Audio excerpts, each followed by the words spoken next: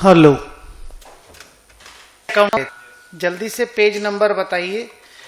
पहले उस वैरायटी का जितना सम पेंडिंग है उसको कंप्लीट कर लेते हैं, then cash generating unit, goodwill और कॉरपोरेट असेट्स, ये तीन चीज का डिस्कशन को आज कंप्लीट करते हैं। कोशिश करेंगे कि आज क्लोज कर दें।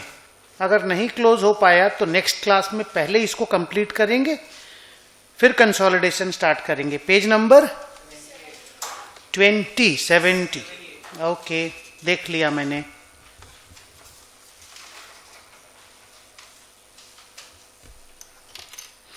लास्ट सम कौन सा बना था? बस 1 2 3 ही हुआ है। ओके, चलो जल्दी से क्वेश्चन नंबर 4 देखो।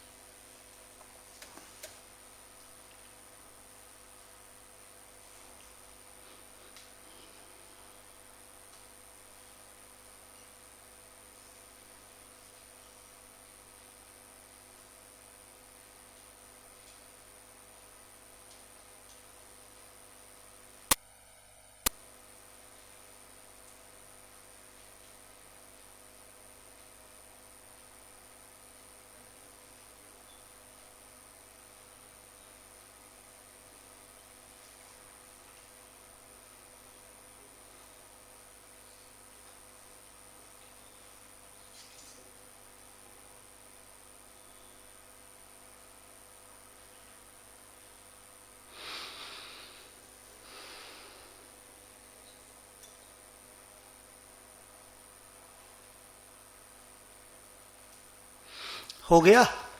बोलो क्या क्या हुआ है क्वेश्चन में। पहले रिवैल्यूएशन हुआ, फिर उसके बाद इम्पेयरमेंट हुआ। तो पहले देख लीजिएगा कि रिवैल्यूएशन में अगर प्रॉफिट आया है ना, तो इम्पेयरमेंट लॉस को आरआर से एडजस्ट करना है। ठीक है, वो चीज जरा चेक कर लीजिएगा। तो फिर स्टार्टिंग से वर्किंग करते हैं। पहले बताओ असेट का परचेज कब हुआ था और कितने साल बाद उसको रिवैल्यू किया गया। ईयर कुछ नहीं बोला, 4 साल पहले लिखा हुआ है। तो रेट ऑफ डेप्रीसिएशन या ऐसा कुछ भी दिया हुआ है? 10% एसएलएम दिया है ना। हाँ, तो फिर ठीक है। तो क्वेश्चन नंबर 4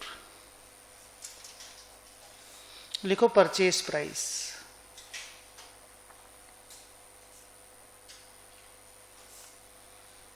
इन लैक्स है कि इन करोड़ से? आप लोग क्वेश्चन देख लिए थे ना? Good boy. 150। तो पहले अपन लोग डेप्रीसिएशन देंगे और 4 साल का देंगे। 10% करके एसएलएम बोला है। 10% का मतलब वो एक्चुअली 10% बोल रहा है, वो 10 ईयर लाइफ है। एसएलएम में कोई परसेंट नहीं होता, एसएलएम में लाइफ होता है। तो ठीक है, अगला ये बोल दिया और इंटू 4 हम लोग कर देंगे। मतलब कुल मिलाकर के 15 लाख का डिप्रीसिएशन एनुअल है। तो टोटल 60 लाख का डिप्रीसिएशन हो गया। WDV हो गया 90 लाख का। ये एकदम इजी है। अब इसको रिवैल्यू कर दिया इन्होंने, खाली चेक करो रिवैल्यूएशन प्रॉफिट है कि रिवैल्यूएशन लॉस है। तब तो फिर कोई उपाय नहीं है। कोई उपाय नहीं है मतलब मैं क्या बोल रहा हूं तुम थोड़ा देर के बाद समझोगे। आरआर से एडजस्ट करने का कोई उपाय नहीं बचेगा, वही वही बोल रहा था मैं।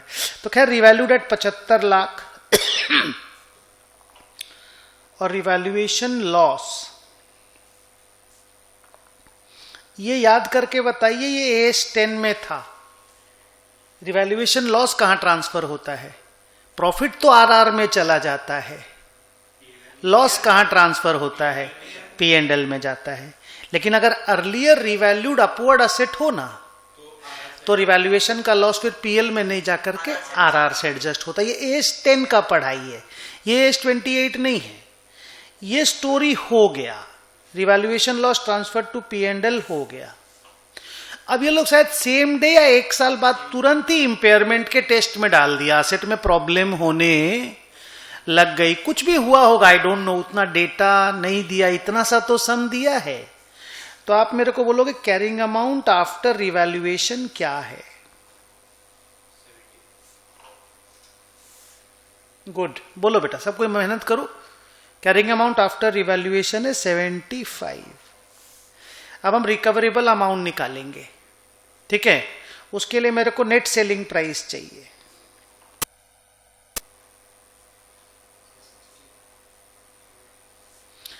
कुछ माइनस कुछ करना होगा क्या? क्या बोल बेटा? 67.5 अभी बेचने जाएंगे तो 67.5 मिलेगा और 3 का सेलिंग कॉस्ट है क्या? 3 का क्या नाम दिया है मुन्ना? हाँ, तो वही सेलिंग कॉस्ट, डिस्पोजल, सेलिंग एक ही बात है। तो ये आ गया अपना 64.5। अब अपने को चाहिए वैल्यू इन यूज, दिया है ना कि तुम निकाला? और नहीं देने से ये कैसे निकालते हैं हम लोग? Present value of future cash flow. अभी 1 2 3 4 खाली इजी एक ही वैरायटी का इसका और वो रिवर्सल के सम बनाएंगे, फिर 3 टॉपिक बचा हुआ रहेगा, ठीक है? वो उसके बाद बनाएंगे। बोलो इसमें फिर हमको बताओ रिकवरेबल अमाउंट कितना है?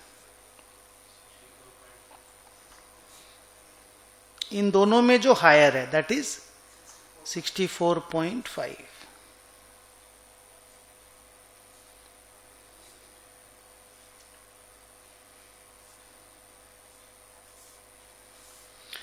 तो आप बोलेंगे इंपेयरमेंट लॉस कितना हुआ?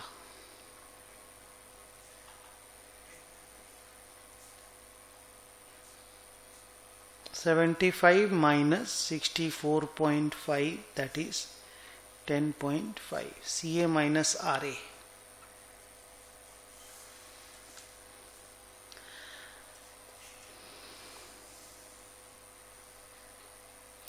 वो लिखा what will be the treatment of impairment loss. What will be the, main question वही है कि ये जो लॉस है इस, हाँ, आरआर से कहानी बनेगी क्या? आंसर इस कहानी कहां से बनाए? आरआर ही नहीं है, कहानी कहां से बनाए? आरआर रहता तो बना ही देते। लिखो दिस इंपेयरमेंट लॉस ऑफ 10.5, जो क्वेश्चन है मेन वो यही है।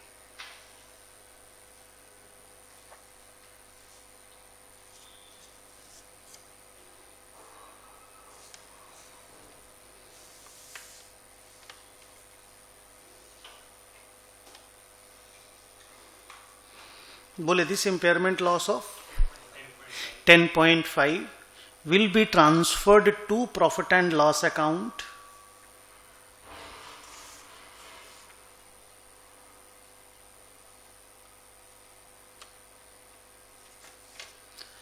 since there was no revaluation reserve। ये मैं हिंट सोच के बोल रहा हूं कि भाई ये क्वेश्चन को इसीलिए बनाया होगा, तो ये लाइन लिख रहा हूं। हेलो, नहीं तो आप ये लाइन इग्नोर भी कर सकते हो, PL में डालेंगे तो आप लिख ही दियो।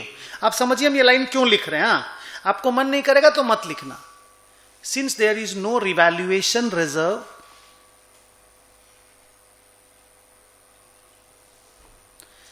Against this asset,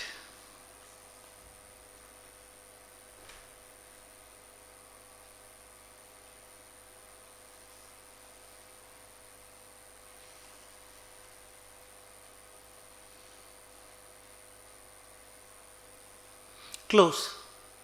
next question, question number 5 अभी नहीं बनाएंगे, वो सीजीयू का है। सीजीयू कैश जनरेटिंग यूनिट मैंने नहीं पढ़ाया अभी तुमको, जस्ट इसके बाद पढ़ाएंगे। क्वेश्चन नंबर 6 अभी पढ़ोगे।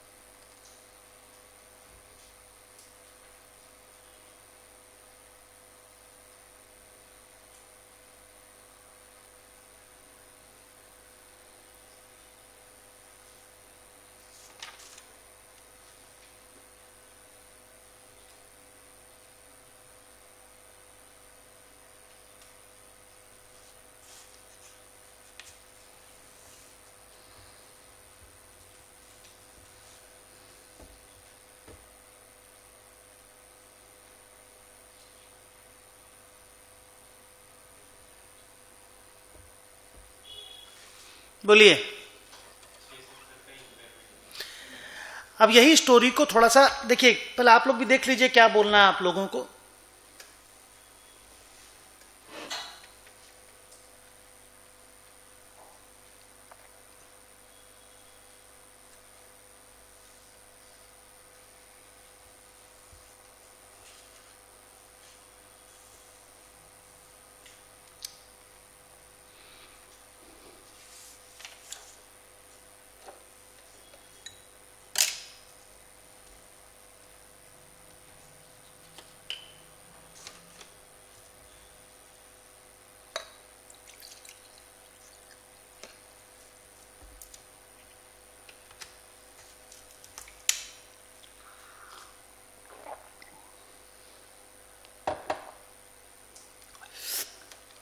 देखिए क्या हुआ, एक असेट खरीद के लाए कि पड़ा हुआ था नहीं मालूम। देखो तो खरीद के लाए कि पड़ा हुआ था हमारे पास, पड़ा हुआ था 6 लाख का। अभी क्या आ गया, लॉ आ गया एक ठो। क्या लॉ आ गया, कोई एनवायरनमेंट में प्रॉब्लम आ गई लॉ वगैरह में, और बोला कि ये असेट को अभी डिस्ट्रॉय करना पड़ेगा, और बोला कि cost of destroying the asset is 70,000। How will the asset B accounted for? नहीं समझे? तो अब उस बच्चे ने एक तो अच्छा बात बोला, बोला सर वैल्यू इन यूज का तो अब स्टोरी ही नहीं रहा। नहीं, जीरो बोलने से तो फिर क्या होगा ना, अगर जीरो आप बोलेंगे, अगर आप जीरो बोलेंगे वैल्यू इन यूज को, तो क्या प्रॉब्लम होएगा कि जीरो और -70,000, क्योंकि बेचोगे तो -70,000, तो हायर में जीरो आ जाएगा, तो आप बोलेंगे 6 लाख का इंपेयरमेंट लॉस है, जबकि आपका तो 6,70,000 का इंपेयरमेंट, 6 लाख तो असेट खत्म हो गया, और 70,000 का एक लाइबिलिटी रिकॉर्ड करना पड़ेगा, डिस्पोजल का लाइबिलिटी रिकॉर्ड करना पड़ेगा। एक मिनट।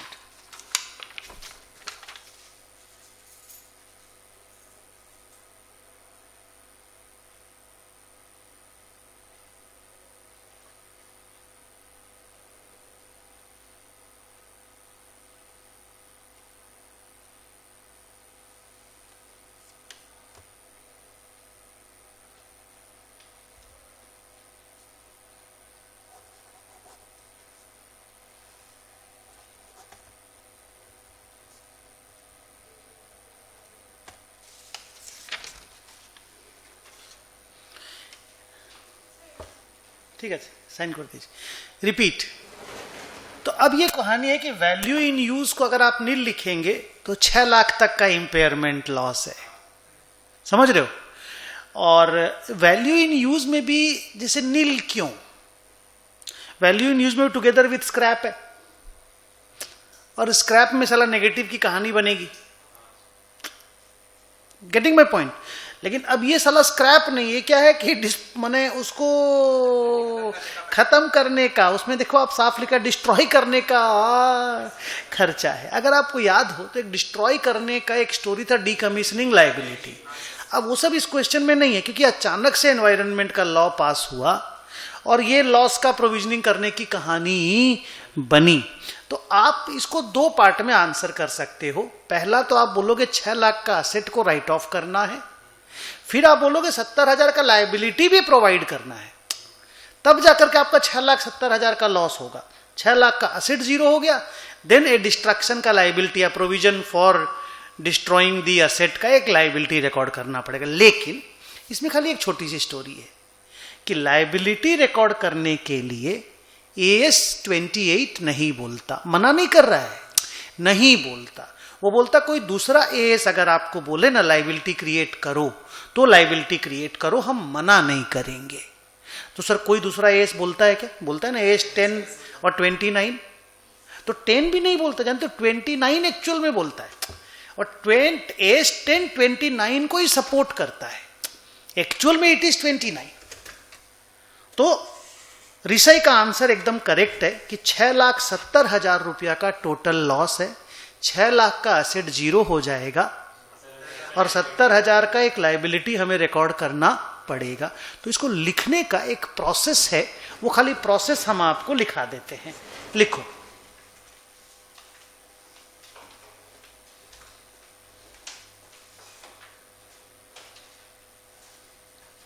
रेडी? लिखो, एन असेट, कितना नंबर सम है ये? 6।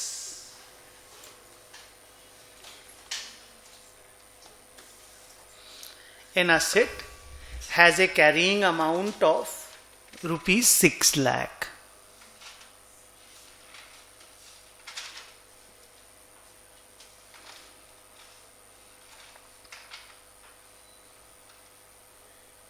Full stop. Due to a recent enactment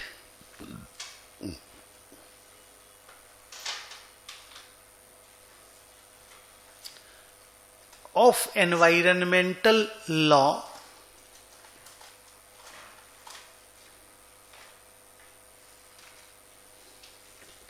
the asset has to be destroyed as per the law.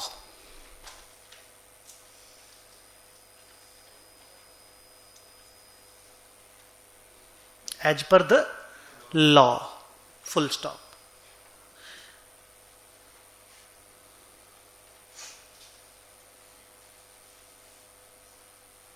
लिखा? फुल स्टॉप करके लिखो, the cost of destroying the asset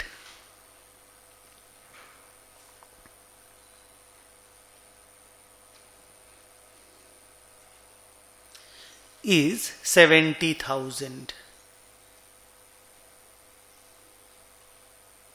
The cost of destroying the asset is 70,000. ये तुमने fact लिख दिया। अब नीचे paragraph में लिखो,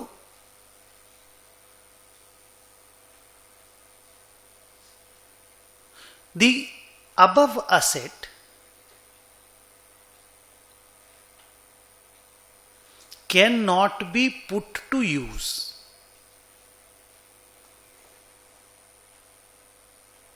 as it has to be destroyed.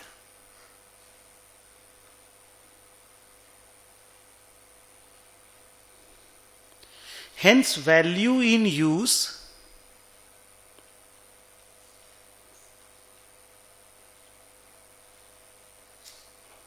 is not important.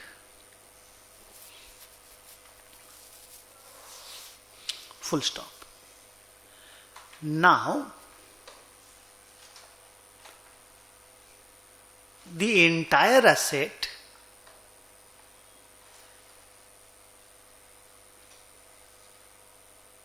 has to be written off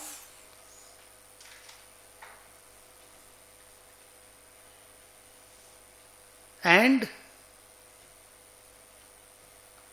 an impairment loss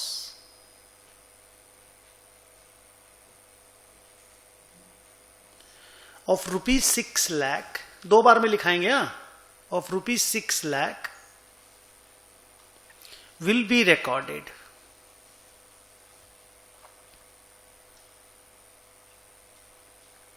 full stop. फिर से para change. AS28 further says that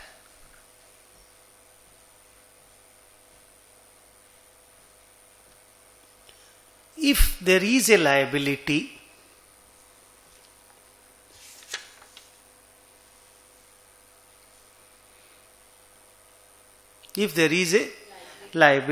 which can be provided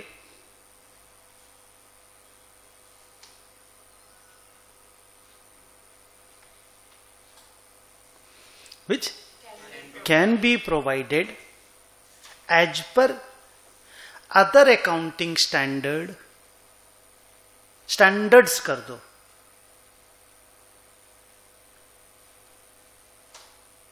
then it should be provided and impairment loss should be increased. Impairment loss should be increased मत करो, should be recorded.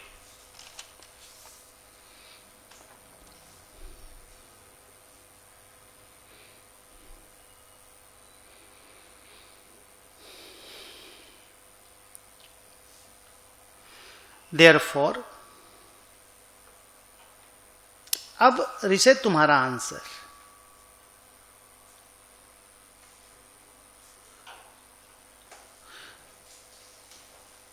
एक minute ये लिख लिए, ठीक है, बोला एक लाइन खाली याद दिलाना सर, आप बाद में लिखाना, आपको ये तो लिख लो, फिर एक लाइन और लिखाना है।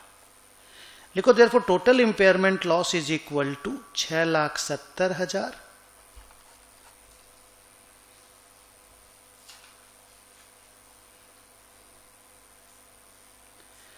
reduction in carrying amount of asset 6 lakh, recording a liability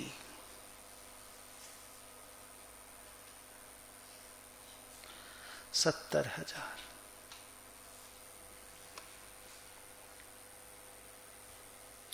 recording a liability को ऐसे हाईलाइट कर दो, हाईलाइट मतलब ऐसे स्टार लगा दो।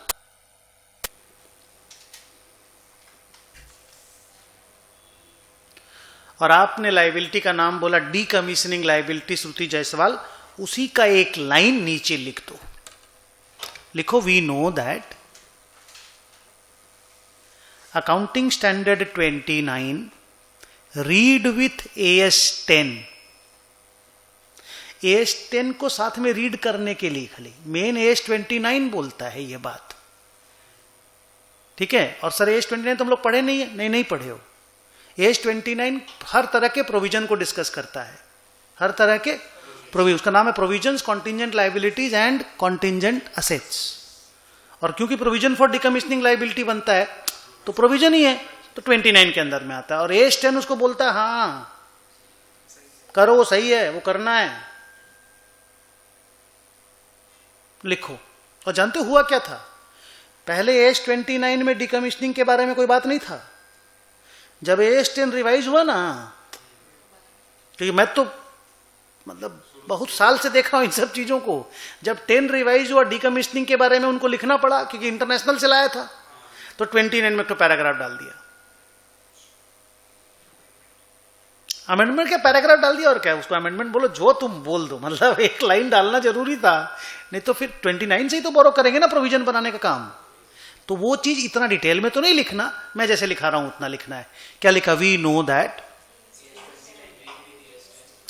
Requires decommissioning liabilities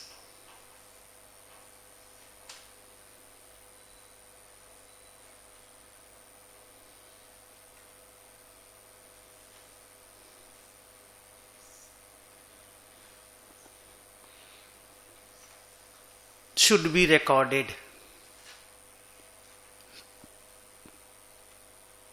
as a provision। एक बार फिर से बोलो तो मैंने क्या लिखा है, मेरे को लग रहा है ठीक से नहीं लिखा है। हम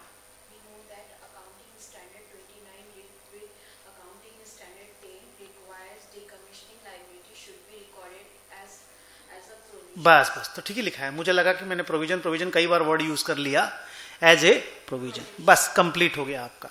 अगर आप इसका जर्नल एंट्री देंगे तो कैसा देंगे बोलो?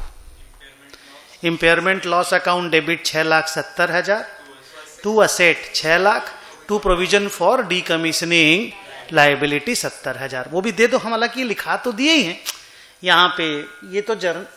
ये डेबिट और ये क्रेडिट ही तो है, तो अगर आपको जर्नल लिखना तो लिख लो, ना तो ये इनफ है, छोड़ दो यहाँ पे। चलो अगला क्वेश्चन है मेरा, क्वेश्चन नंबर 7।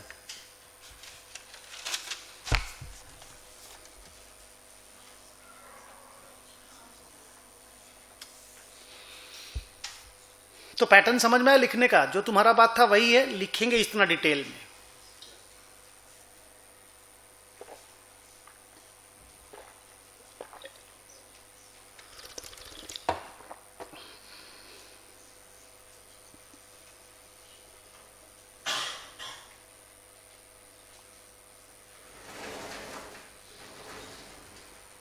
कि ठंडा पोट से बोलो तो हमको लगा ठंडा खत्म हो गया, 2 दिन पड़ा, एक दिन बीच में। आज तो बहुत ज्यादा था, मतलब आज तो हद ही हो गया,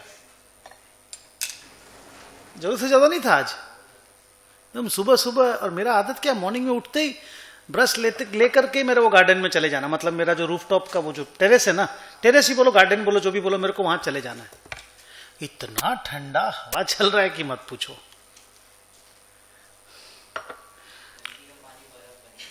हाँ अच्छा, कलकत्ता में कभी नहीं हुआ यार इस तरह का ठंडा। कलकत्ता में चिलिंग द बोन, पूरा जिसको बोन चिलिंग कोल्ड बोलते हैं। मैं अच्छा से बोल नहीं पा रहा हूं, बट एकदम हाँ वो हाँ कनकनाने वाला ठंडा जिसको बोलते हो, इस तरह का ठंडा तो कभी नहीं देखे कलकत्ता में। इसके पहले क्या 10 डिग्री नहीं हुआ होगा? हुआ ही होगा, लेकिन हवा चल रहा है ना, उसके चलते परेशानी है। चलिए कम से कम ठंडा तो फील तो हुआ कलकत्ते में। हाँ चल बता बेटा क्या करना, ये सबसे इजी समय ना मुन्ना। चल फिर बता क्या क्या करना है। लिखो कैरिंग अमाउंट,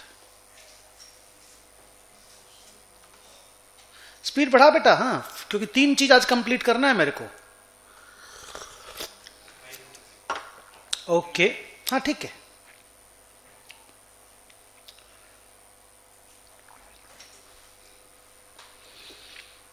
भाई बोलते आज तो छुट्टी कर देना चाहिए तुमको, तुम क्लास लिए।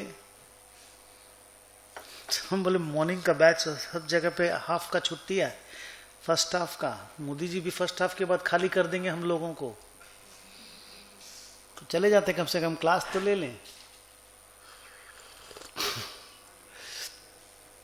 शुभम बजाज बोल रहा है कि सर वाइफ का बात सुनना चाहिए था। अरे तो वाइफ तो आज बोली ना, हम तो यहाँ पे बच्चों का बात सुन करके रख लिए क्लास। ये वही सुबह में अपना वाला वो बजाज है। हाँ चल बता बेटा आप क्या करूं? वैल्यू इन यूज दिया है कि निकालोगे? बोल। Net selling price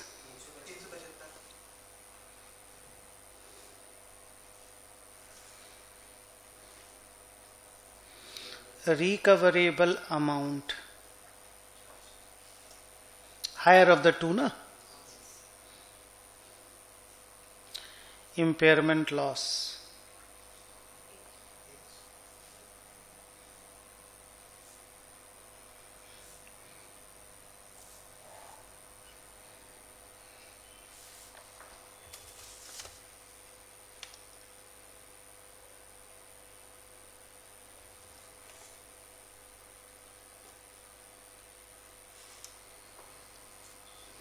next journal entry. Okay,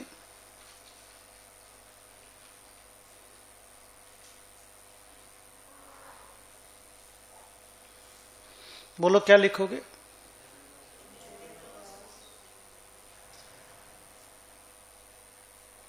debit to asset oblique provision for impairment loss. जिसको प्रोविजन बनाना होगा ना जो सीधा असेट को क्रेडिट नहीं करते रहे, जो लोग असेट को ओरिजिनल कॉस्ट पे रखते हैं, वो लोग प्रोविजन का कॉन्सेप्ट फॉलो करते हैं, तो वो लोग ऐसा कर। अच्छा, आपको याद होगा कई बार जब पुराना एसेट का ये सब पढ़ाता था मैं, तो मैं आपको बार बार बोलता था cost of the asset less accumulated depreciation less accumulated impairment. याद है वाला वर्ड आता था? तो ये इसीलिए आता था कि आप डेप्रिसिएशन करते हो तो भी एसेट गिरती है, इंपेयर करते हो तो भी एसेट गिरती है, फिर उस एसेट को आप रिवैल्यू करोगे, चाहे कोई भी दूसरा काम करोगे, उसके बाद WDV निकलता है। बोल कितना लिखूं? 100। फिर इस इंपेयरमेंट लॉस को कहां डालना है? हाँ, ऑल्दो कुछ बोला नहीं है कि रिवैल्यूड एसेट है नहीं है, क्या नहीं है, तो आपको एक बार P&L में डाल के खत्म कर देना चाहिए।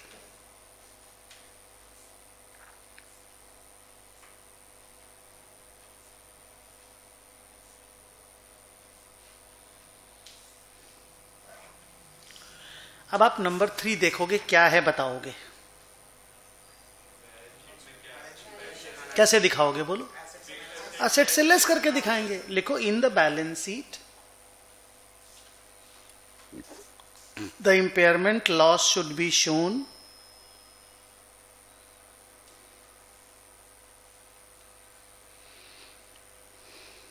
बाय वे ऑफ डिडक्शन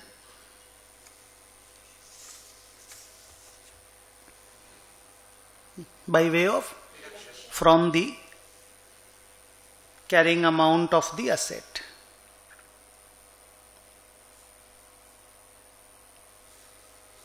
अब आप मुझे बताएंगे फिक्स्ड एसेट कितने की है? लेस इंपेयरमेंट,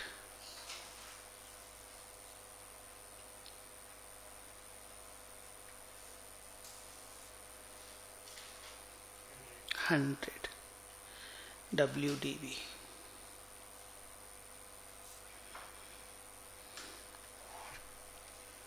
ये एक तरह से बैलेंस शीट का एक्सट्रैक्ट बना करके हमने दे दिया। तो ये बहुत ही स्मूथ सम था, मतलब बहुत ही बेसिक टाइप के सम्स, कुछ रिवैल्यूएशन से रिलेटेड अच्छे सम थोड़े से। अभी और कुछ अच्छे सम भी बनाएंगे, ठीक है। पहले इस वैरायटी का जितना हम लोग पढ़े उसको कंप्लीट कर लेते हैं। क्वेश्चन नंबर 8 अभी नहीं बना पाएंगे क्योंकि वो भी कैश जनरेटिंग यूनिट पे है। नेक्स्ट क्वेश्चन नंबर 9 अभी बना पाएंगे। 9 देखो,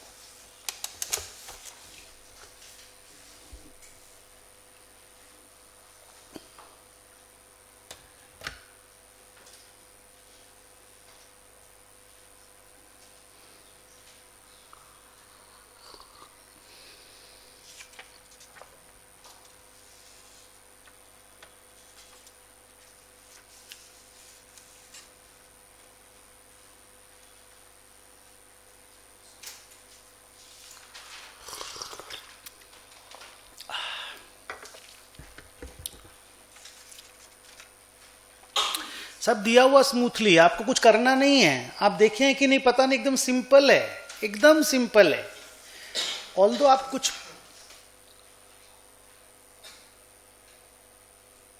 ओके। नक्षत्रा पॉल बोल रहा है सर घर चले जाइए, मतलब क्यों? रुको ना, हमको थोड़ा सा तो बोला है कुछ राइटिंग में, तो क्यों घर चले जाइए? रुक ना, कुछ बोलने देना उसको।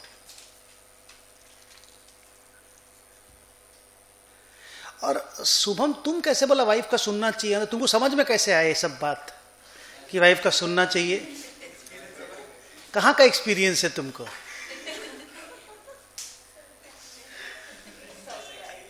अच्छा, नक्षत्र बोल रहे सर आप इतना रिग्रेट कर रहे थे ना, तो हम आपका हेल्प करने के लिए बोल रहे। नहीं बेटा, I can help my self. I don't need support of Subham and Nakshatra in this, okay? किस चीज को लेके? हट, टॉलीगंज में रहता है वो।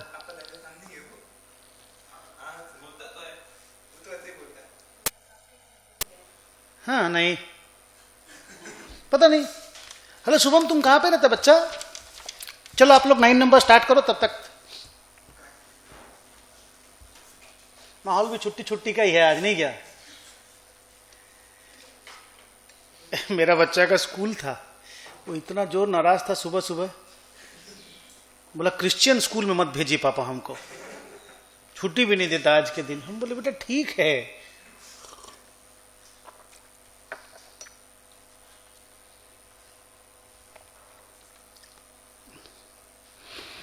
तो क्या क्या डिटेल दिया है बच्चों बताओ?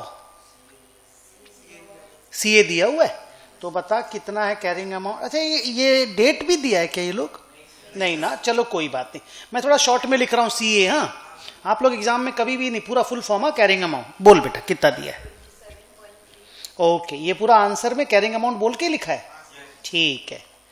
अब मेरे को चाहिए नेट सेलिंग प्राइस और वैल्यू इन यूज। सीधा रिकवरेबल अमाउंट दिया है, गोली मारो फिर इन सब चीजों को। मेरे को क्या है, हमको अगर ऐसा मिल जाए। हाँ हाँ अपने दोनों हाथों से लेंगे, एकदम खुले दिल से स्वागत करेंगे। Recoverable amount is only 12 lakh. तो फिर अपना इंपेयरमेंट लॉस हुआ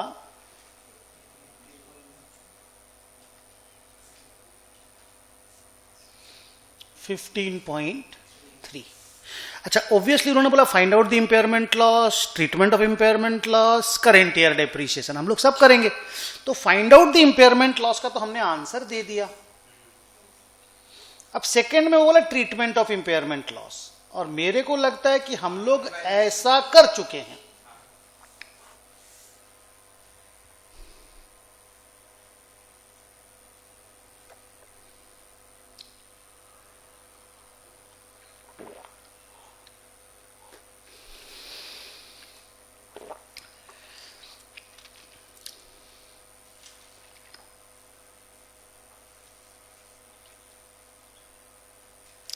बोलो बच्चों। एडजस्टेड अगेंस्ट आरआर, बोलो पूरा आरआर में है इतना पैसा? 1.3 कम है, तो फिर कितना है बोलना। तो यहां 14 लिख, एडजस्टेड अगेंस्ट आरआर 14 और transferred to P and L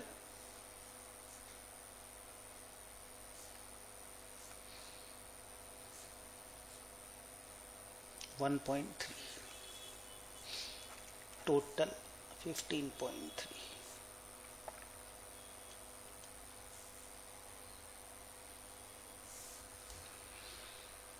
और क्या मांगा उन्होंने? Current year. अच्छा अब असेट का नया कैरिंग अमाउंट कितना है? असेट का नया कैरिंग अमाउंट 12 लाख। तो आप लिखो revised carrying amount is equal to 12 lakh. अच्छा अब रिमेनिंग यूजफुल लाइफ और स्क्रैप अगर कुछ है तो बता देना। रिमेनिंग यूजफुल लाइफ और स्क्रैप लिखा है नील? हाँ थैंक यू। तो 12 माइनस 0/3 दैट इज 4 इन लैक्स।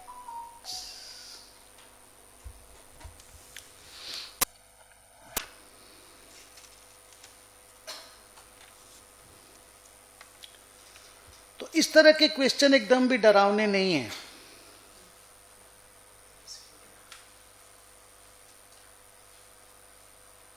है कि नहीं? अगला क्वेश्चन है क्वेश्चन नंबर 10।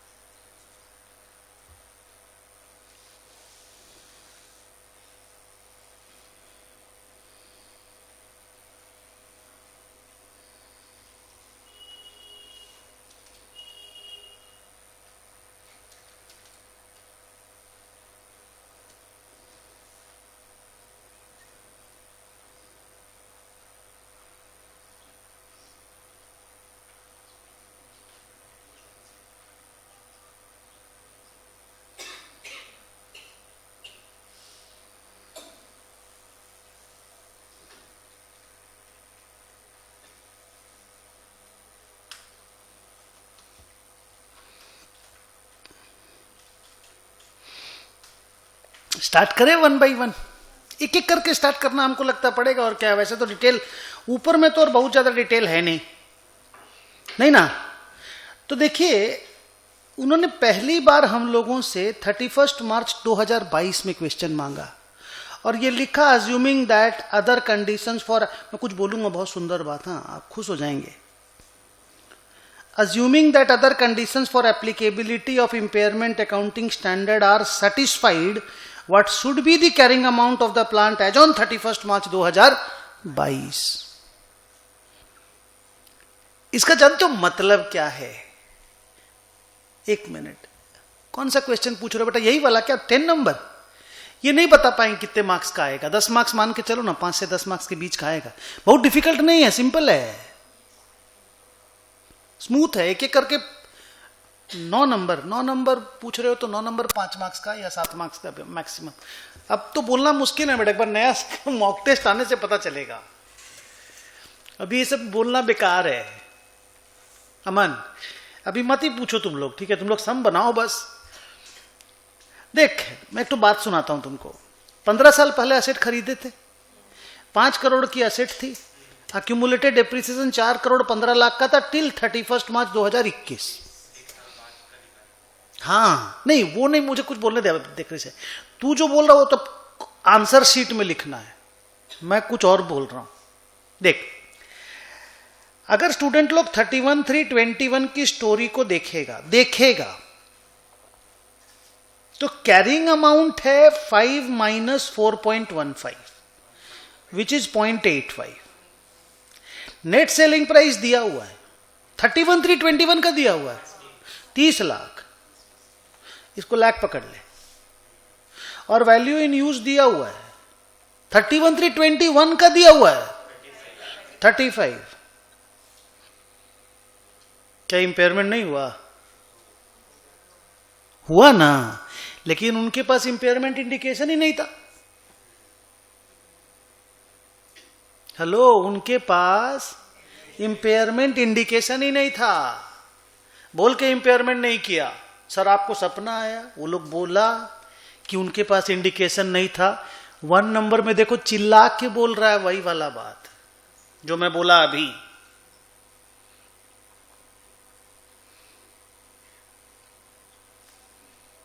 नहीं समझे? क्या लिखा देखो 1 में, assuming that other conditions for applicability of impairment accounting standard are satisfied, what should be the carrying amount of this plant on 31st March 2022? That means 2021 में या तो एस एप्लीकेबल नहीं था मेरे ऊपर, हम वो छोटी एंटिटी वगैरह होने से भी तो 28 एप्लीकेबल नहीं है ना, आपको याद होगा। हाँ वो छोटे जो 3rd 4th पे एप्लीकेबल नहीं होता, वो सब कुछ कहानियां थी। तो हम ये नहीं बोल रहे, हम ये बोल रहे हैं हमको इंपेयरमेंट इंडिकेशन ही नहीं था, हम एप्लीकेबिलिटी का गोली मारो। नहीं तो हमको 31/3/21 में इंपेयरमेंट करने बोलता ना, वो 31/3/22 में बोला। That means indication of impairment came yes in 21-22 year, not 2021। लेकिन देखो यहां मैं जानबूझ के तुमको दिखाया, देख इंपेयरमेंट अगर इंडिकेशन उनको होता ना तो साले पिछला साल इंपेयरमेंट कर दिए होते। और क्योंकि तेरे दिमाग में आएगा, अगर कोई स्मार्ट दिमाग, जैसे एक तो बच्चा सोचा ही नहीं, सच छोड़े हम तो सोचे ही नहीं, हम लोग को तो 22 का करना था, हम तो 22 का कैलकुलेशन कर रहे 2022 का, हम देखे नहीं 2021 को। तो अगर देखे ही नहीं, निकल गए, आंसर करेक्ट हो गया। लेकिन अगर देख भी लेते तो अकाउंटिंग मत करना, क्योंकि नहीं 21 में इंपेयरमेंट इंडिकेशन था ही नहीं, कैलकुलेशन कर लिए दिख गया इंडिकेशन, परंतु था ही नहीं, तो कैसे इंपेयर कर लेंगे? ओके चलो, तो लिख दो डेट 31/3/2022।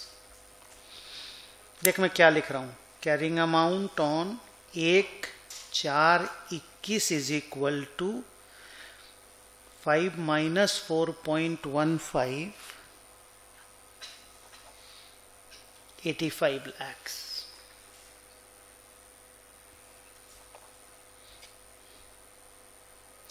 इस साल का डेप्रिसिएशन दिया हुआ है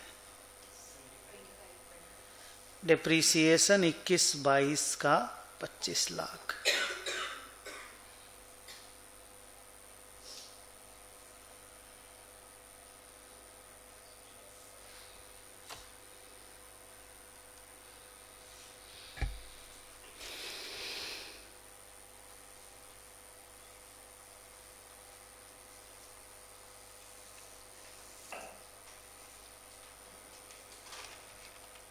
बोलिए, रिकवरेबल अमाउंट निकालना है। ये तो कह रहे हैं अमाउंट निकाले ना, रिकवरेबल अमाउंट निकालना है। बोलो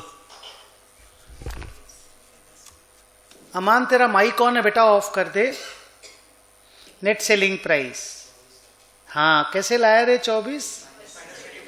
हाँ बता तो पूरा ठीक से। आप लोग ना जब ऐसे 30 - 20% लिखते हो तो ऑफ 30 लिखा करो। हाँ ये ऐसे लिखा करो, देखो ठीक है। तो ये आ गया अपना 24।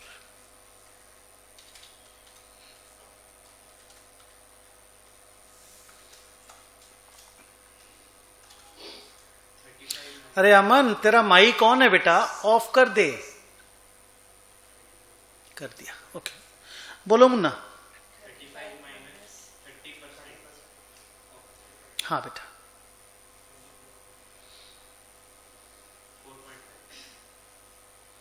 ये ना हायर लेना पड़ेगा।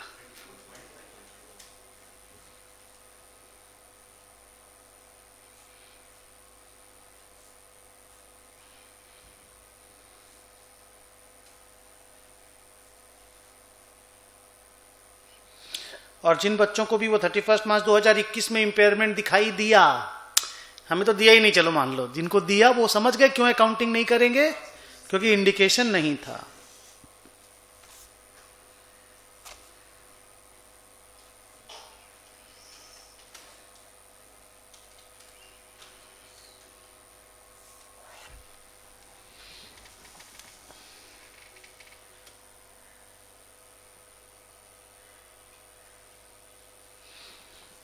ये दूसरा क्वेश्चन है, ये पहला क्वेश्चन है। ये क्वेश्चन नंबर 1 है, कैरिंग अमाउंट 31,322।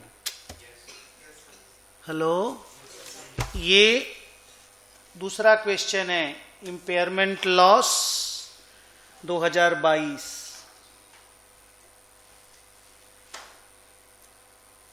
हाँ तो बोलो थर्ड क्वेश्चन क्या है, देखो।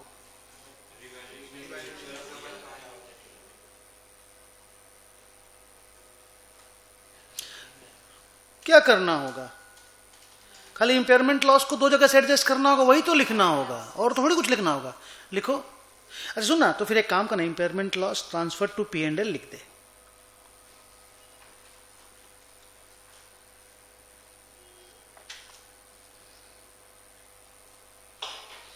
अब third question, total impairment loss 35.5। ये 2 के लिए लिखे हम।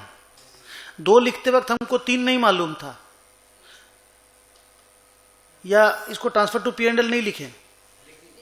लिख देना। हाँ, टोटल इंपेयरमेंट लॉस 35.5,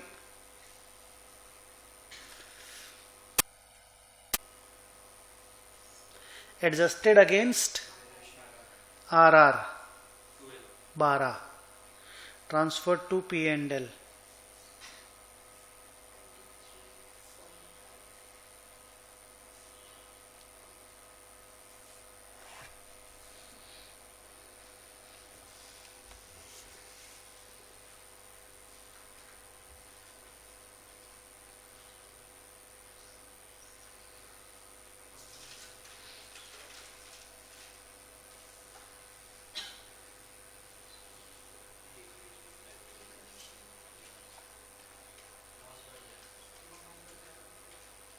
क्यों बढ़ जाएगा लॉस? अच्छा कितना हो जाएगा?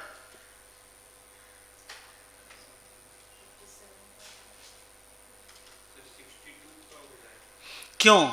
इस बार मैं 60 बोलूंगा, 62 नहीं बोलूंगा, क्योंकि देख साफ लिखा है वैल्यू इन यूज इज 0, और net selling price is negative. इस बार वो वाला कहानी नहीं है जो पहला क्वेश्चन में आया था ना, वहां पे था हैज टू बी डिस्ट्रॉयड। यहां मैं रुक रख सकता हूं, मेरे को डिस्ट्रॉय करना जरूरी नहीं है। तो net selling price is minus but then value in use is nil. तो ये साफ करके, हाँ, तो मैं क्यों इंपेयरमेंट लॉस एक्स्ट्रा प्रोवाइड करूं, मैं हायर लेकर के चलूंगा ना। आप समझे मैं क्या बोल रहा हूं। लिखो 4 नंबर, ऐसे लिखता हूं, value in use nil,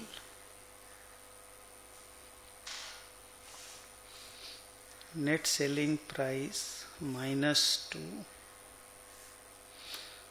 recoverable amount nil.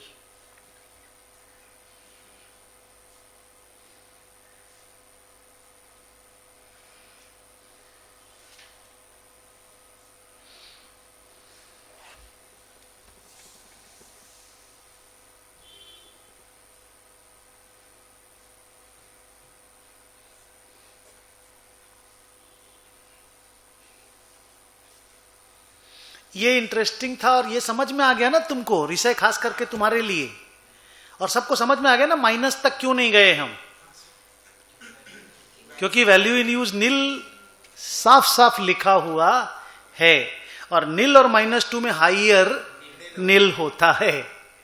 Very good. तो ये कितना नंबर बनाया हम लोगों ने, 10 बना लिया।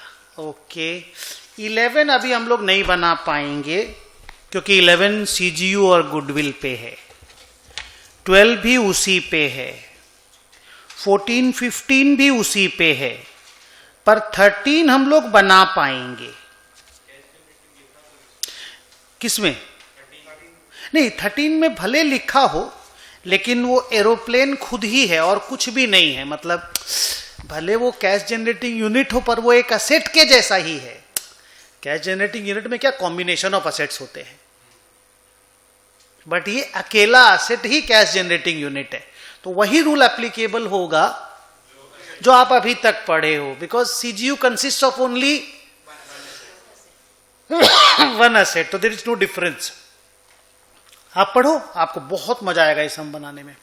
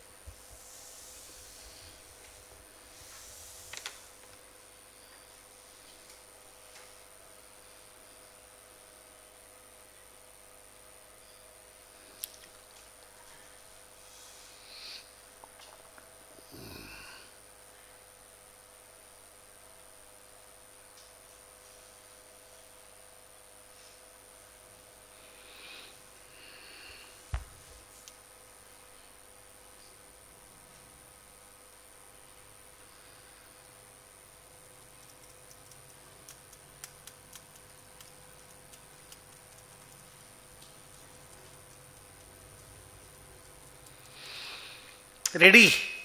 Hello, ready? सर कुछ तो बोला नहीं, करना क्या है, क्वेश्चन कहाँ है? एग्जाम्पल टाइप का, इलस्ट्रेशन टाइप का क्वेश्चन है। करना क्या ये तो बता दीजिए। करना ये है, explain the accounting treatment in the year 2000 and 2004। 2000 में कुछ हुआ है और 2004 में कुछ हुआ है। क्या हुआ है वो आपको क्वेश्चन को देख देख के मैनेज करना पड़ेगा। लिख लो, क्वेश्चन को कंप्लीट कर लो।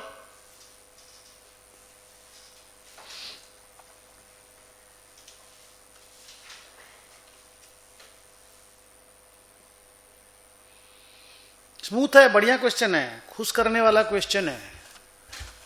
आप हमको बताओ 2000 में का डेटा क्या क्या है, इन द ईयर 2000 का क्या क्या डेटा है। कैरिंग अमाउंट एकदम क्लोजिंग वाला दिया हुआ ना, पूरा 2000 के एंड में दिया हुआ ना पूरा।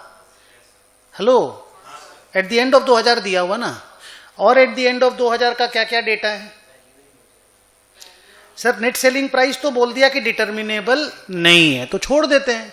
और वैल्यू इन यूज भी ना सर 2 ठो दिया हुआ, देखिए एक दिया हुआ 1211.28 और एक दिया हुआ 1235.66, 2 ठो दिया हुआ सर। अच्छा 2 ठो क्यों दिया हुआ है? तुम पढ़, तुमको समझ में आएगा। और हम एक हिंट कल दिए थे, कल परसों कभी ना कभी, नहीं याद है? कोई दिक्कत नहीं, हम अभी बोल भी देंगे, लिखा भी देंगे। एक तो सिंपल वैल्यू इन यूज लिख के दिया ना 1211.1211.28, एक लिख के दिया इंक्लूडिंग रिन्यूअल इफेक्ट 1235.66। अब ये रिन्यूअल क्या है? इनका एक बजट था कि ये लोग 2004 में, बोलो, इनका एक बजट था कि ये लोग 2004 में कैपेक्स करेंगे, कैपिटल एक्सपेंडिचर, और उसके कारण फ्यूचर कैश फ्लो थोड़ा सा इंप्रूव हो जाएगा। तो उसका इफेक्ट अभी से लेकर के बोलता 1235, और बिना लिए करोगे तो 1211। कुछ बोले थे क्या हम ऐसा? हाँ, हम बोले थे एसेट जैसा है वैसा का ही इंपेयरमेंट का टेस्टिंग करना पड़ेगा। आप बोले हम ऐसा फलाना धिमकाना कर देंगे तो हम वैसा हो जाएगा। आप प्रूडेंस में नहीं, तो सिंपल सा बात है, फिर आप इंपेयरमेंट होने ही नहीं देंगे।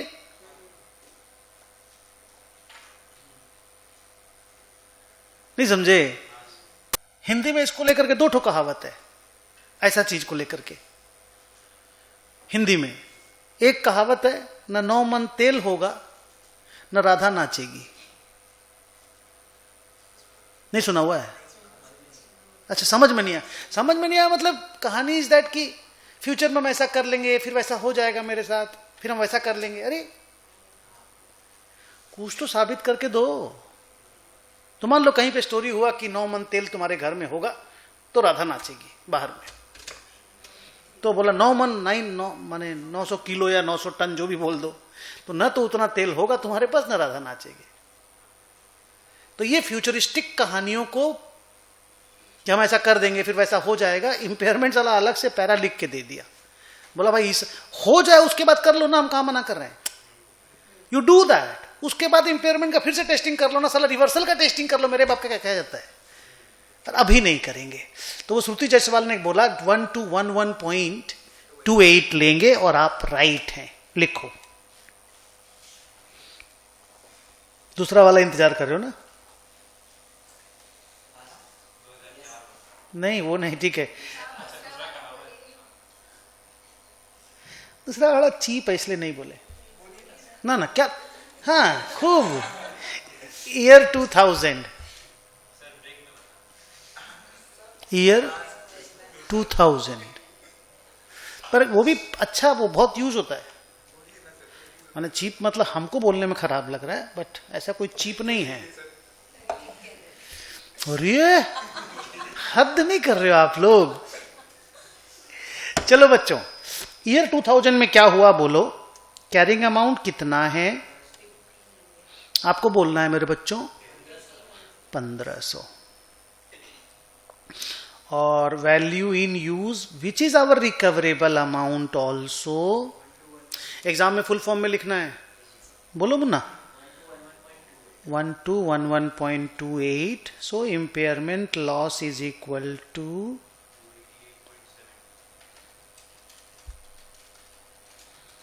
28। तो ये तो स्टोरी क्लोज हो गई। बहुत सिंपली लिखा हुआ था तो इजीली क्लोज भी हो गया। अब आया ईयर 2004। अच्छा, हम लोगों ने 1211 क्यों लिया, 1235 क्यों नहीं लिया, इसका एक स्टार लगा के नोट लिख दो, क्योंकि वो तो 2 फिगर दिया था ना, हम उसमें से ये वाला क्यों चुने। लिखो projected oblique budgeted capex, capital expenditure को कैपेक्स बोलते हैं स्मॉल शॉर्ट में, budgeted capex and its impact on cash flows budgeted capex खुद एक आउटफ्लो है और उसका जो इनफ्लो में इंपैक्ट आएगा दोनों को ही कुछ में नहीं लेंगे। क्या लिखा? Budgeted capex and its impact on cash flows are not considered in value in use. उनको इग्नोर किया जाता है।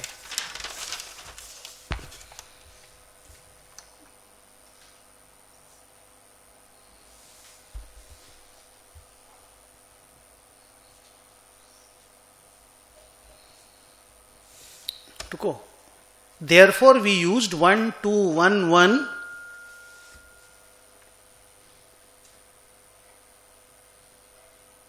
कितना 1211.28 and not हाँ 5.66। तो वही एक तो नोट लिख दिए कि क्यों नहीं लिए। जितना अच्छा से नोट लिख दें उतना स्मूथ रहता है ना बेटा। वो बच्ची तो पहले ही बोलती वो वाला लेंगे, आप लोग भी बोल ही दिए थे। हाँ याद आ ही गया था लक्ष्य को भी। तो अब मैं क्या कर रहा हूं देख, अब सवाल मेन है। हम 2004 तक पहुंचेंगे और वो 2004 का कैरिंग अमाउंट नहीं दिया हम लोगों को, 2004 का रिकवरेबल अमाउंट दे दिया है। और 2004 के एंड में हमने कुछ किया भी है। क्या किया है बोलो? रिन्यूअल, इंजन उंजन लगा दिए एकदम नया वाला। नहीं समझे? आइए, ओपनिंग कैरिंग अमाउंट 1/1/2001। अच्छा वो ईयर एंड 2000 ना, तो कैलेंडर ईयर वाइज लेके चल रहा हूं मैं। हेलो, वो मेरे को पता नहीं चला, एट द एंड ऑफ 2000 लिख रहा तो कैलेंडर बेटर रहेगा। तो दिसंबर एंडिंग में वो काम हो गया था जो आपने इंपेयरमेंट बोला था ना 288 का, वो हम कर दिए। तो अगर 1500 की असेट को 288 से हम इंपेयर करेंगे तो मेरा WDV मेरे रिकवरेबल अमाउंट के बराबर आ जाएगा, विच इज 1211.28।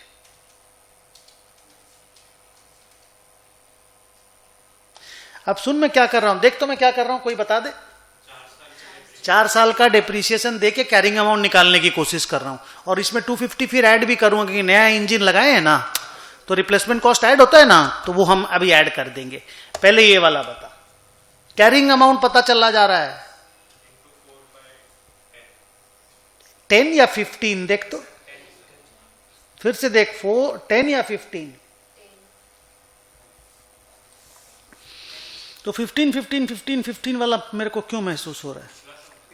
अच्छा पिछला समय था ना वही, मतलब ऐसा तो नहीं होना चाहिए कि back of the mind 15 hit हो रहा है।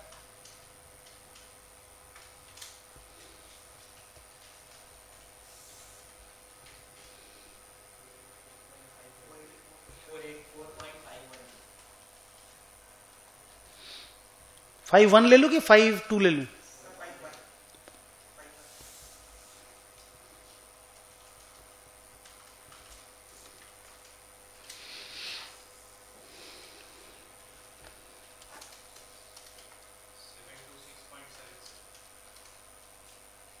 Seven add new addition capex।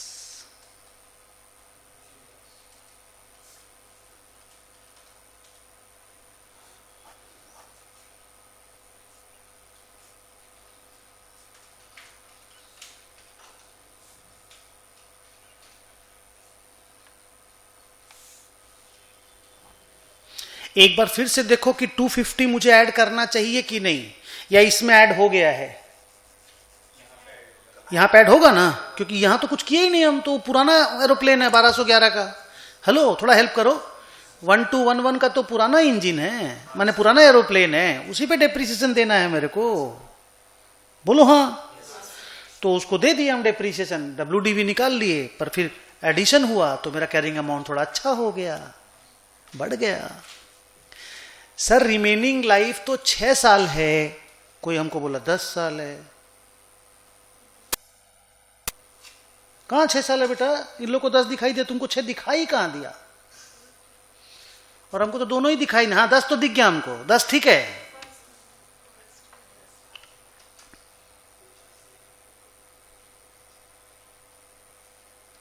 नहीं, आकाश को 10 दिखाई, 6 दिखाई दे रहा Akash. That's what I am asking, how did you find 10 है 6?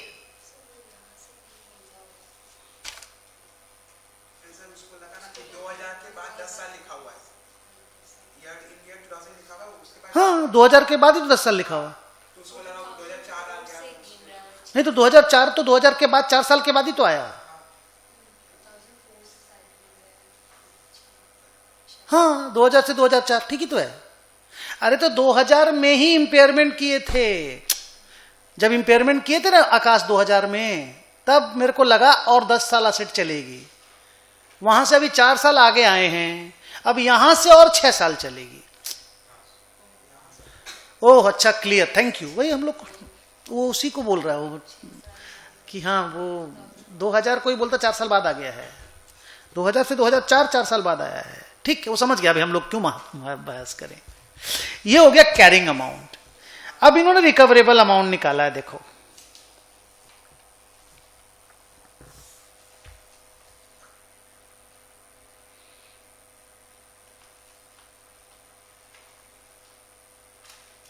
सर कुछ ब्यूटीफुल हो रहा है, उसको ध्यान दो। हाँ, वो आफ्टर रिन्यूअल वाला ही दिया है, किट ही दिया है।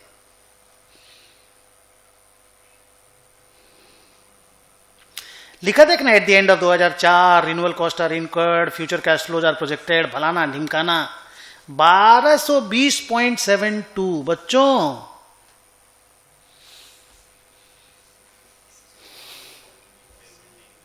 इंपेयरमेंट नहीं होगा, तुमको दिखा रही है, रिवर्सल होगा। ये देखो, इंपेयरमेंट नहीं होगा, देखना is very easy my son. Reversal है, देखिए गेन है।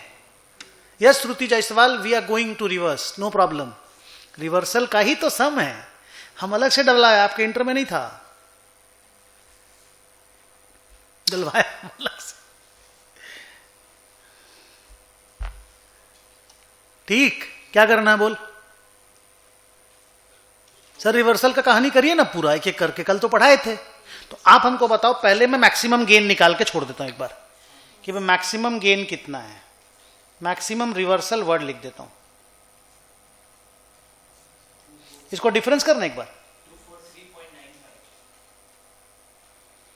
Good boy.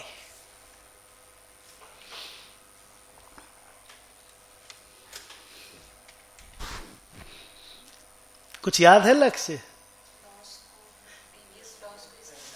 हाँ, प्रीवियस शेयर नहीं, कंपेयर। प्रीवियस लॉस को इसके साथ कंपेयर कीजिए। क्या reversal can be more than previous impairment loss? नहीं, फिर तो गेन लिखना हो जाएगा। हम आपको बोले थे लॉस का रिवर्सल अलाउड है, गेन लिखना अलाउड नहीं है। तो पुराना हम जितना लॉस लिखे थे, इसको उतना तक ही रिवर्स कर पाएंगे, ऐसे बोल। ठीक है, बोलिए। तो लिखो earlier impairment loss is equal to, और तब तो बच गए आप। तब 243.95 रिवर्सल हो जाएगा। एक और कंडीशन है, रुको रुको, पहले इसको तो कंफर्म कर ऋषि, पहले इसको देख, पहले इसको, फिर एक कंडीशन और सुनेंगे। क्या बोल रहा है अभी? यहां पे बोल, तो कुछ भी बोलो, कोई भी स्टूडेंट सुनो ना, जूम क्लास से कोई बोलो, माइक ऑन करो और बोलो, हम बोलेंगे।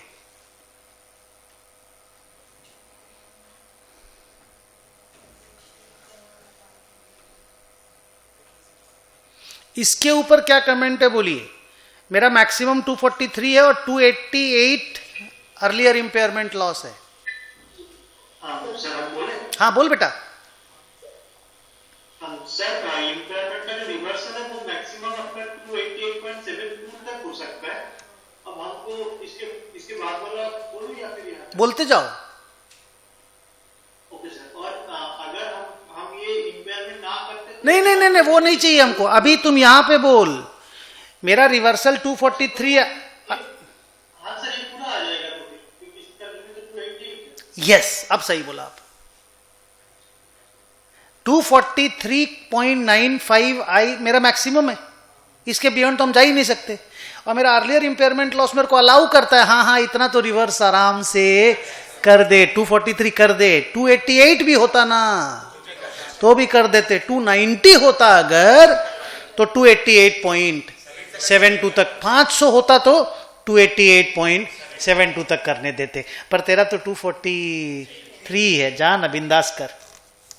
लिखो सो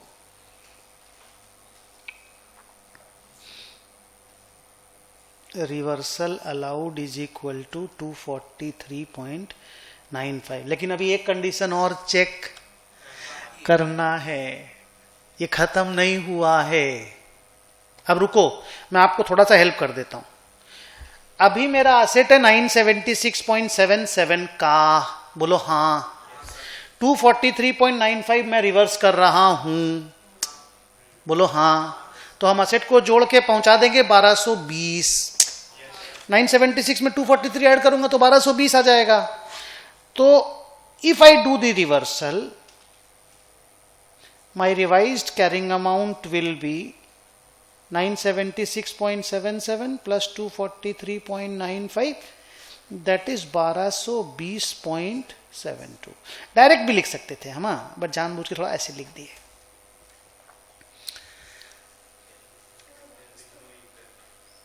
अब दोबारा हमको बताओ, मुझे और क्या चेक करना पड़ेगा? मैं 1220 तक ले जा सकता हूं असेट को, लेकिन कुछ तो ज्ञान है। अगर पहले कभी इंपेयरमेंट नहीं हुआ होता तो मेरा असेट का WDV कितना हुआ होता? बहुत सारा होता नहीं था, हाँ। तो उससे ज्यादा हमको रिवर्सल करने नहीं मिलेगा। अब तो लिखो normal WDV if there is no impairment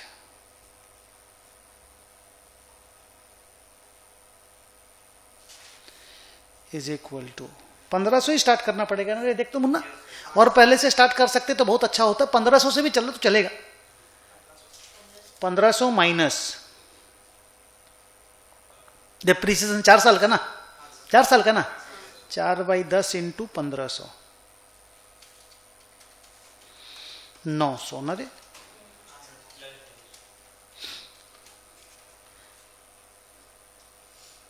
Sudarshan Agarwal ने मिस किया, सल्यूट। मैं तो इसी को लेके अभी भाग रहा था, सल्यूट बड़ा वाला। देखिए मेरे से हो रहा था गलती, अभी हम 900 निकाले और बढ़ रहे थे भाग के आगे। अरे इसके बाद 250 का खर्चा भी तो हुआ है, तो वो भी तो ऐड करना होगा, प्लस एडिशन।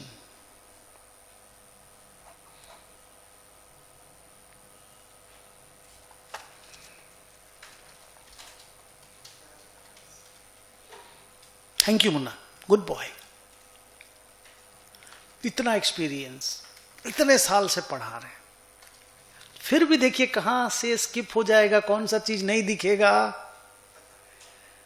कोई भी गलती कर सकता है सर। तो हम असेट को 1150 से बियॉन्ड नहीं ले जा सकते। क्या हम ले जा रहे हैं? अरे 1220 ले जा रहे हैं, तो 70 कम रिवर्सल होगा। देख मैं क्या बोला, स्मार्ट प्ले किया। 1150 से 1220 70 ही तो 70.72 कम रिवर्सल होगा। या फिर सीधा बोलो ना सर 1150 बना दीजिए ना। आपका 900 कितना था? 976 का असेट था ना। 1220 आप नहीं बना सकते, 1150 तो बना ही सकते हैं नॉर्मल के हिसाब से। So actual reversal is equal to 1150 माइनस 976.77।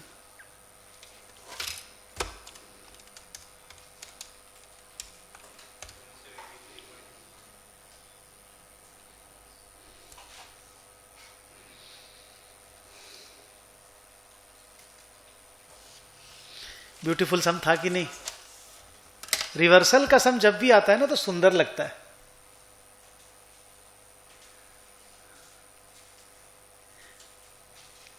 अब ना अपना बेसिक वैरायटी का सारा सम कंप्लीट हो गया।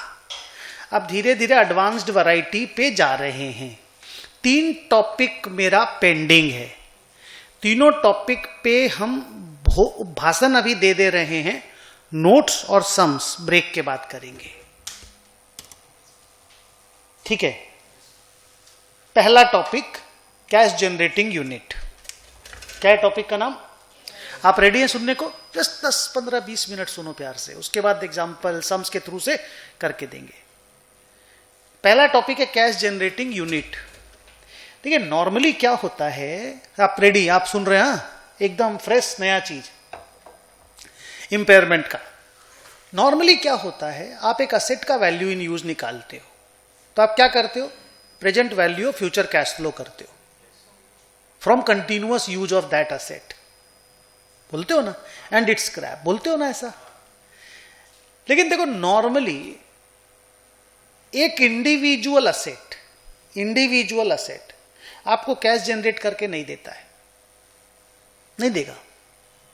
अभी मेरा ये वाला जो असेट है, देखिए ना, ये जिसमें मैं बैठा हूं, ये कैश जनरेट करके दे रहा अकेला। तुम जिस पे बैठे हो वो दे रहा है, एसी दे रहा है, ये दे रहा है, ये दे रहा है, ये दे रहा है, सब मिला करके क्लासरूम भी है, बोलिए ना, वीडियो की रिकॉर्डिंग कैमरा भी है, जूम क्लास का कहानी भी है जो सॉफ्टवेयर मैंने बना रखा है। तो स्टोरी लाइन इज दैट कि अगर आप, पढ़ाई स्टार्ट है, डिफिकल्ट है, मेहनत लगेगा, हड़बड़ाना मत, और बहुत सुंदर है। हो सकता है कि इसके पहले कौन सा एज पढ़े थे जो आपको अच्छा लगा था बहुत? 15 के बाद नहीं, 17-18 तो इजी था, 18 था, ठीक है, छोड़ो। अब इधर सुनो, कोई बात नहीं, सुनो। अगर आपको लगे कि आपके कोई असेट में इंपेयरमेंट हुआ है और आप ढूंढने गए कि भाई इस असेट का फ्यूचर कैश फ्लो क्या है, हम डिस्काउंट करके वैल्यू इन यूज निकालेंगे, आपको पता चला कि यह अकेला असेट तो कैश जनरेट करके देता ही नहीं है। और यह पता चलना बहुत ज्यादा नॉर्मल है, मतलब बहुत ही ज्यादा नॉर्मल है, रादर यही नॉर्मल है। आप जो 2 दिन से पढ़ रहे थे वो नॉर्मल नहीं है, आप जो आज 7-8 सम बनाए वो नॉर्मल नहीं है, वो होता ही नहीं है, ये होता है, ठीक है। लेकिन उसके सम बहुत प्यारे प्यारे थे, बहुत सम बनाए हम लोग, सीखे भी सुंदर सुंदर चीज, ये और ब्यूटीफुल है। तो आपको पता चला कि वो इंडिविजुअल असेट जो है वो कैश जनरेट करके देता ही नहीं है। जानते एज 28 क्या बोला? एज 28 बोला कि हेलो सुदर्शन अग्रवाल, फाइंड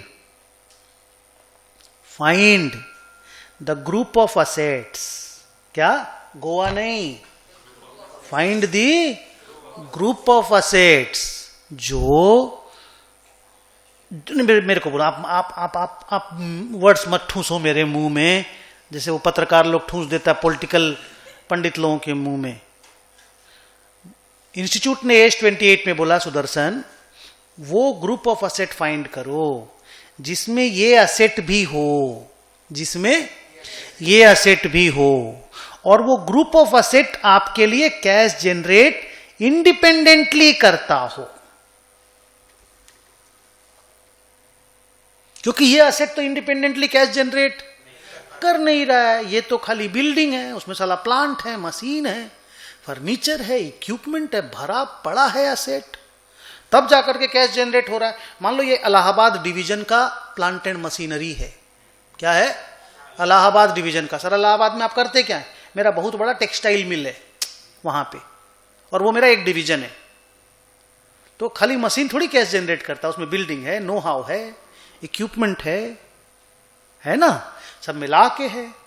तो हमने ढूंढा कि ठीक है मशीन में प्रॉब्लम हुई, इंपेयरमेंट के इंडिकेशंस आए, मशीन कैश जनरेट करता नहीं है इंडिपेंडेंटली, तो कौन करता है? हम ढूंढने गए तो हमको पता चला Allahabad unit, group of assets, ये जनरेट करके मुझे इंडिपेंडेंट कैश फ्लो देता है। तो हम इस ग्रुप ऑफ असेट को या इलाहाबाद यूनिट को बोलेंगे, फुल फॉर्म, मेरे मुंह से 3-4 बार सीजीयू सीजीयू सीजीयू सीजीयू निकला ना, एक्चुअली सीजीयू इतना पॉपुलर है कि हम लोग कैश जनरेटिंग यूनिट बोलते ही नहीं है। और सोचिए हम तुम लोग को सलाह एक बार भी ये वाला वर्ड ढंग से नहीं बोले अभी तक, लेकिन मेरे मुंह से 4-5 बार तो निकल गया सीजीयू सीजीयू सीजीयू सीजीयू, है ना। आज अब पढ़ेंगे सीजीयू। तो हम लोग ऐसा कैश जनरेटिंग यूनिट खोजेंगे जिसको ये असेट बिलोंग करता है, माने this asset should belong to this CGU. CGU माने लार्जर, माने एक ऐसा unit of group of assets. CGU is a group of assets that generate independent cash flows, that generate independent cash flows without taking the help of other CGUs. Done हो गया, ढूंढ लिए हम, Allahabad unit पता चल गया मुझे। सर अब क्या करेंगे? अब हम पेशेंस है कि ब्रेक पे जाने का जल्दी है? पेशेंस है ना। अब हम क्या करेंगे मालूम, हम इलाहाबाद यूनिट को, यूनिट पूरा एक साथ इंपेयरमेंट टेस्ट में डाल देंगे। किसको? पूरे यूनिट को एक साथ इंपेयरमेंट टेस्ट में डाल देंगे। हम पूरी यूनिट का कैरिंग अमाउंट निकालेंगे, पूरी यूनिट का रिकवरेबल अमाउंट निकालेंगे, वैसे ही जैसे निकाले थे, पर पूरी यूनिट का एक साथ, और पूरी यूनिट का इंपेयरमेंट लॉस निकाल लेंगे। क्या बोले? पूरी यूनिट का इंपेयरमेंट लॉस एक साथ निकाल लेंगे। अगर cash generating unit is under consideration of impairment, then entire unit should be tested for impairment, carrying amount, recoverable amount etcetera should be found out for the entire unit, the impairment loss will be for the entire unit. लेकिन balance sheet में तो asset अलग अलग है, impairment loss को तो allocate करना पड़ेगा, डालना तो इंडिविजुअल असेट में पड़ेगा ना। बैलेंस शीट में तो इंडिविजुअल असेट का कैरिंग अमाउंट दिखाया जाता है ना, बोलो हाँ। तो फिर हम इस इंपेयरमेंट लॉस को इंडिविजुअल असेट में डालेंगे। सर कैसे डालेंगे? अगर क्वेश्चन कुछ बोला तो ठीक, नहीं तो रेशियो ऑफ कैरिंग अमाउंट में डाल देंगे। सर मान लीजिए 4 असेट है इंडिविजुअल सीजीयू में, 4 इंडिपेंडेंट असेट है ABCD, इजी है, और इंपेयरमेंट लॉस एक साथ निकला मान लो 20 लाख, तो 20 लाख रुपया को 4 असेट में डाल दीजिए in the ratio of their carrying amount, या कुछ और बोला है तो कुछ और रेशियो में, जो मैनेजमेंट को रैशनल लगे। और क्या, क्वेश्चन कुछ देता नहीं, हमेशा कैरिंग अमाउंट के रेशियो में ही बांटना पड़ता है। हो गया सर? नहीं, ब्रह्मांड बाकी है। ब्रेक के पहले थोड़ा सा बोल के फिर ब्रेक पे जाएंगे। हम सोच रहे तीनों एक साथ बोल देंगे, पॉसिबल ही नहीं है। ठीक है, ठीक है सर, आगे बोलिए। अब जब आप ऐसे लॉस डाल दोगे ना, लॉस अगर डाल दोगे तो लॉस को डालने के बाद आप ग्रुप का निकालो, याद है ना आपको? लॉस को डालने के बाद एक एक असेट का जो गिरा हुआ रिवाइज्ड कैरिंग अमाउंट है ना, एक एक असेट का गिरा हुआ जो रिवाइज्ड कैरिंग अमाउंट है ना, वो उस असेट का net selling price, value in use और नील, अगर एसर्टेनेबल है। जैसे मान लो मैं ए नाम का असेट का बात बोल रहा हूं। ए असेट मान लीजिए 100 रुपया का था, हम उसको लॉस डाल के कर दिए 10 और वो हो गया 90। अब लॉस जो 10 डाले वो तो रेशियो में डाल दिए थे, लॉस हम यूनिट का निकाले थे, यूनिट के हिसाब से हम डाल दिए थे रेशियो में, तो इसको 10 लॉस मिला, तो ये 90 हो गया। अब इस ए नाम की असेट का ना, ए नाम की असेट का वैल्यू इन यूज तो डिटर्मिनेबल नहीं था, अलग से नहीं था, लेकिन नेट सेलिंग प्राइस 93 था और नील तो 0 है ही, तो बोलते हैं ये असेट रिवोल्ट कर देगा। क्या कर देगा? रिवोल्ट। बोला हमको 10 लाख का लॉस तुम लोग दिया कैसे? हमको 90 तक तुम लोग लाया कैसे? हमको साला बाजार में बेचो, अभी 93 में बिक जाएंगे। तो हम लोग बोले हम लोग तो कंपनी पूरा यूनिट का निकाले थे, यूनिट के हिसाब से तेरे हिस्से में इतना आया। तो बोला हम अपना हिस्सा लेने से मना कर देते हैं, नहीं लेंगे हम इतना, मेरा है ही नहीं, दूसरा का लॉस है, मेरे माथे पे डाल रहे हो। अरे होता नहीं, कुछ टूट गया तो चारों बच्चा मार खाता बराबर, साला एक बच्चा वो भी मार खा जाता जो रूम में भी नहीं था। नहीं समझे क्या? तो बोला सॉरी, कहीं से भी एग्जांपल ले आते हैं। तो सर आप बोल क्या रहे हो? कुछ नहीं, ये बच्चा को ना 7 लाख से ज्यादा लॉस नहीं दे सकते, इसको loss, impairment loss should be limited to 7। अभी रुकिए, तो हम लोग क्या देखे, जब यूनिट का इंपेयरमेंट लॉस इंडिविजुअल असेट में डाल दिया जाता है, प्रोसेस खत्म नहीं हो जाता। उसके बाद हर एक असेट के रिवाइज्ड कैरिंग अमाउंट को चेक किया जाता है, उसका ये 3 अमाउंट निकाल के, इफ डिटर्मिनेबल, इफ अगर ये सब डिटर्मिनेबल नहीं है तो बिंदास लॉस दीजिए, घर आ जाइए क्लास छोड़ के। लेकिन अगर ये सब डिटर्मिनेबल है और क्वेश्चन पेपर में दिया हुआ है, तो इन तीनों में से जो हायर है, इन तीनों में से जो उससे नीचे आप असेट को ले जा नहीं सकते। बोल दो हाँ यार, प्यार से समझाएं। उस असेट का इंडिविजुअल नेट सेलिंग प्राइस, उस असेट का इंडिविजुअल वैल्यू इन यूज और नील तो फिक्स है ही, उससे नीचे नहीं ले जा सकते। बत्ती जला सर, नहीं इस क्वेश्चन में तो ये रिवोल्ट कर दिया, बाकी BCD रिवोल्ट नहीं किया, BCD रिवोल्ट नहीं, खाली A किया। तो A का जो 3 लाख का बचा हुआ लॉस है, वो लॉस तो है, वो BCD में वापस से बांट दो, सेम रेशियो में, जिस रेशियो में पहले बांटे थे ना, उसी रेशियो में BCD को बांट दो। हेलो बोल, हाँ इजी है। अच्छा सर, इसके बाद अगर B रिवोल्ट कर दे तो फिर B का बचा हुआ लॉस को C और D में बांट दो। ऐसे प्रोसेस चलाते रहो। और सर मान लीजिए चारों ही रिवोल्ट कर दिया है, क्या बोला?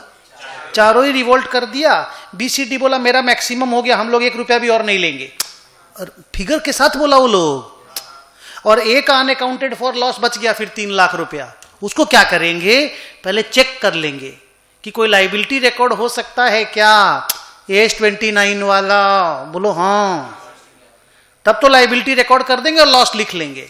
और अगर लाइबिलिटी भी रिकॉर्ड नहीं हो सकता, एस मना कर दिया 29, तो फिर ये लॉस को अनअकाउंटेड छोड़ देंगे, बोलेंगे 7 का इंपेयरमेंट हुआ, 10 का हुआ ही नहीं। जबरदस्त स्टोरी था, बोलो हाँ या ना? मैं शॉर्ट में, एकदम शॉर्ट में रिवीजन कर देता हूं, फिर आकर के लिखेंगे, फिर सम्स भी बनाएंगे गुडविल और कॉर्पोरेट असेट पढ़ के।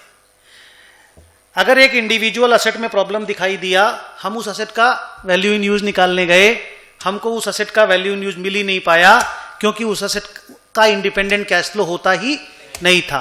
हम ढूंढने गए वो असेट किस ग्रुप ऑफ असेट को बिलोंग करता है जो मेरे लिए इंडिपेंडेंट कैश फ्लो जनरेट करता है।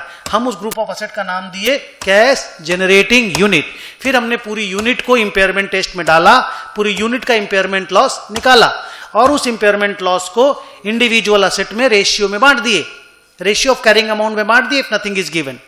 बांट देने के बाद हमने चेक किया हर इंडिविजुअल असेट का रिवाइज्ड कैरिंग अमाउंट, उन असेट के इस 3 amount whichever is higher से नीचे तो नहीं चला गया।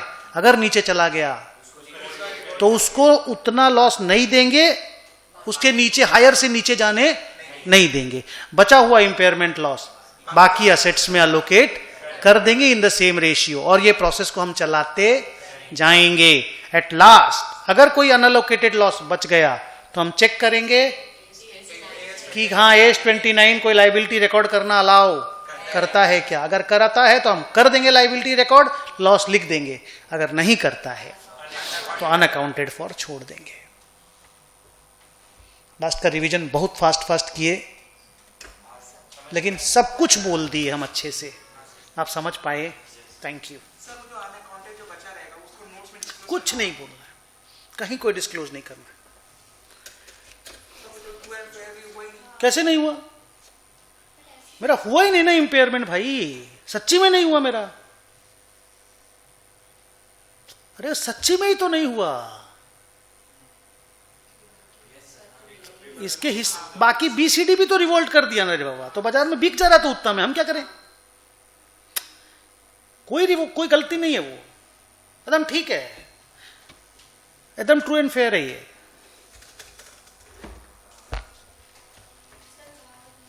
हाँ बेटा।